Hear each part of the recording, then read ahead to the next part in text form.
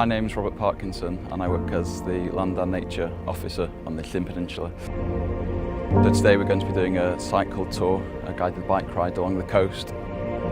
I think the most spectacular part of the ride is Mynydd Mawr right at the tip, because you get views across the Body Island, and on a clear day like today you can see all the way back into Snowdonia. The coastal heath is probably what makes it stand out and quite unique. There's the rugged gorse and heather. It creates a patchwork of pink and yellow. It's considerably affected the opening of the coast path over the last 5 or 6 years. So it's opened up different areas that people might not have visited beforehand, because there are a number of circular walks from certain points which are really easily accessible. And one of the things that makes it special is the variety of things that you can see.